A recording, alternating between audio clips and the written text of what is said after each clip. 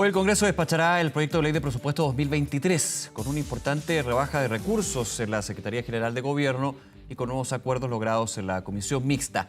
¿Qué es lo que ha pasado en las últimas horas? Se lo preguntamos a quien sabe muchísimo de estas discusiones de presupuesto. Kevin Felgueras, ¿cómo estás, Kevin?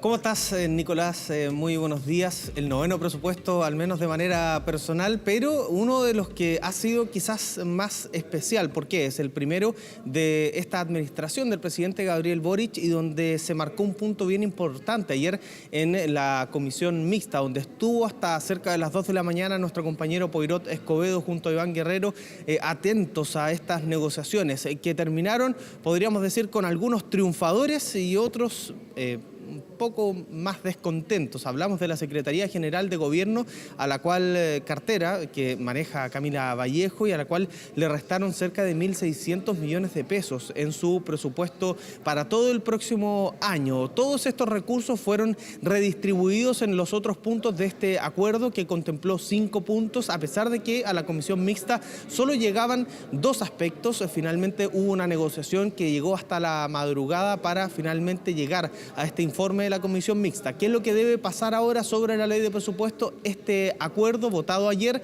debe ser ratificado por la sala de la Cámara de Diputadas y Diputados, que en breves minutos más va a comenzar su sesión, y posteriormente durante la tarde la sala del Senado debe ratificar lo acordado por la comisión mixta. Allí, podemos decir, se finaliza el trámite de la ley de presupuesto, la ley más importante para el próximo año, entregando estos recursos a las distintas carteras. Habló sobre estos bien cercano a las 2 de la mañana el ministro de Hacienda, Mario Marcel, quien llegó ya acá al Congreso Nacional, y también la más afectada, podríamos decir, de estas conversaciones, la ministra vocera de Gobierno, Camila Vallejo, hablando precisamente de los recursos para su cartera. Revisamos esas palabras.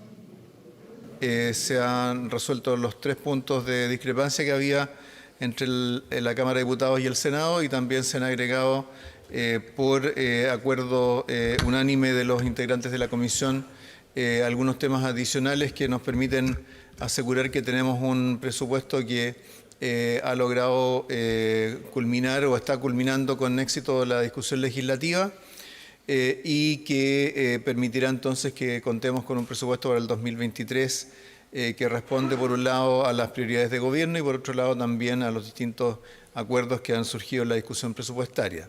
Aquí se logra un sano equilibrio, un acuerdo que evidentemente no son nunca fáciles, pero creemos que hubo un avance respecto a los intereses generales del país, que es lograr efectivamente que el gobierno cumpla una función de comunicación que tiene que cumplirla por ley, y por otro lado profundizar el eje de seguridad ciudadana, que es una de las urgencias que han sido priorizadas en la ley de presupuesto.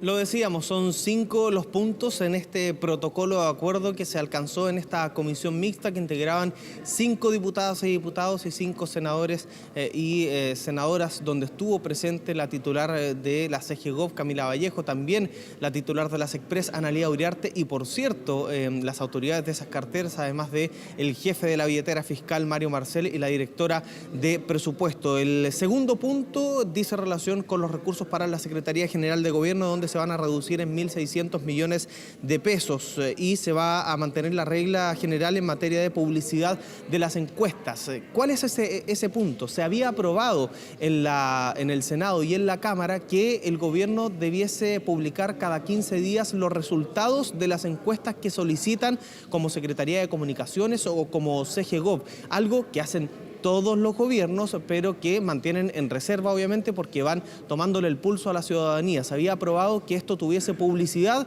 cada 2 semanas. Esto fue finalmente retrotraído a que estas encuestas se conozcan, pero al final de cada periodo presidencial, es decir, al final de cada gobierno, obviamente reduciendo, eso sí, en 1.600 millones de pesos los recursos para la Secretaría General de Gobierno. Otro de los puntos, por ejemplo, se incrementan los recursos para las expulsiones judiciales judiciales y administrativas de 815 millones a 1.200 millones de pesos. Se incrementan en 1.000 millones los recursos para los servicios locales de educación pública en la costa de la Araucanía y además se crea un nuevo programa alojado en el Cercotec para apoyo a las pymes. El primer punto de este protocolo de acuerdo es una mesa de trabajo que va a revisar las condiciones para acceder a los beneficios de gratuidad. Esto referente a la ley Aula Segura. Se había aprobado en el Senado y rechazado en la Cámara que quienes hayan tenido un juicio por esta ley, Aula Segura, no pudiesen acceder a la gratuidad universitaria el próximo año. Eso se rechazó y finalmente queda en foja cero, pero sí se va a constituir una mesa para ver posibles cambios a la ley para quienes sean condenados por Aula Segura no accedan a la gratuidad los años siguientes. Bueno, hablaron sobre esto también el presidente de esta comisión mixta, el senador Juan Antonio Colom, y también representantes de la oposición. Revisamos de inmediato estas palabras. Si vamos a resolver la parte final del presupuesto, tenemos que hacernos cargo de una realidad que hasta ahora no se había hecho cargo, de cómo le damos una mano a la reconstrucción de las pymes víctimas del estallido. Se habían planteado otras cosas en función de personas, pero hay una enorme cantidad de pymes en distintos lugares de Chile que obviamente hasta el día de hoy están dañadas y que nosotros buscamos es abrir esta línea presupuestaria que esperamos se siga manteniendo en el tiempo, pero que establece estos 1.100 millones de pesos de inicio para, de esa manera, que esto es una innovación que ha planteado la oposición, que ha sido recogida por el Ejecutivo en términos de asumir esta realidad que hasta ahora no había sido asumida. La CGCOP efectivamente tuvo un recorte de importantes recursos, fundamentalmente por el uso que se había dado permanentemente, ¿cierto?, político en el Ministerio. Pero, bueno, llegamos a un buen acuerdo con el Gobierno y quedamos satisfechos.